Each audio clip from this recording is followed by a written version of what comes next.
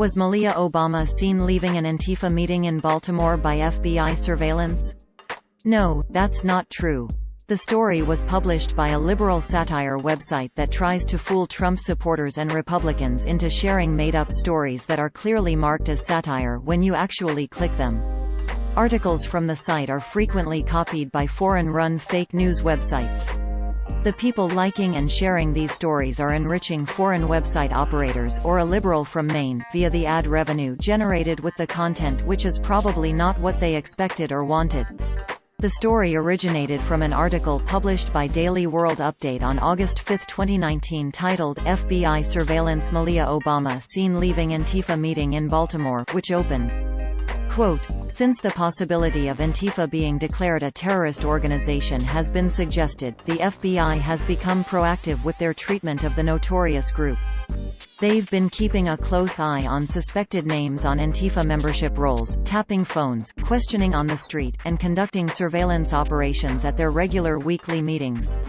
At one such meeting in Baltimore, last Sunday, a very familiar face to all Americans was seen leaving the premises, Malia Obama, eldest daughter of former President, Barack Hussein Obama. The FBI report states that Antifa meetings had been held in the Masons Hall in downtown Baltimore every weekend for the past year and had increased in frequency since President Trump's disparaging remarks about the city a couple of weeks ago. The group was easily identified as an Antifa clan by their vocal opposition to our president, as well as things like their clothing F***K Trump shirts being commonly worn by all. Who but Antifa would wear such a thing? End quote. Users on social media only saw this title, description and thumbnail. Quote, FBI surveillance Malia Obama seen leaving Antifa meeting in Baltimore. Since the possibility of Antifa being declared a terrorist organization has been suggested, the FBI has become proactive with their treatment of the notorious group. They've been keeping AC, end quote.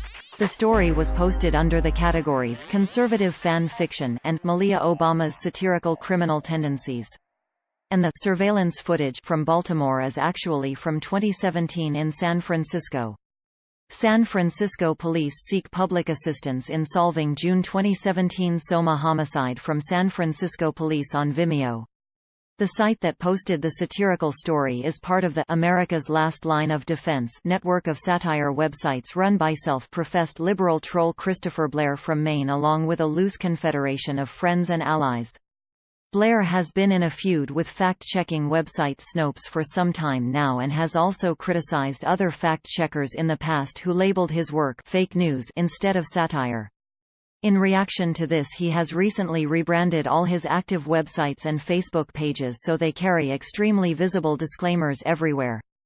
Every site in the network has an About page that reads, in part, quote, "About satire before you complain and decide satire is synonymous with comedy, sat-ire sati, renounce use of humor, irony, exaggeration, or ridicule to expose and criticize people's stupidity or vices, particularly in the context of contemporary politics and other topical issues. Everything on this website is fiction. It is not a lie and it is not fake news because it is not real. If you believe that it is real, you should have your head examined. Any similarities between this site's pure fantasy and actual people, places, and events are purely coincidental, and all images should be considered altered and satirical. See above if you're still having an issue with that satire thing." End quote. Articles from Blair's sites frequently get copied by real fake news sites who often omit the satire disclaimer and any other hints the stories are fake. Blair has tried to get these sites shut down in the past, but new ones keep cropping up. Here is a video of Blair explaining how his process works. If you are interested in learning more about Blair and the history of his sites, here is something to get you started.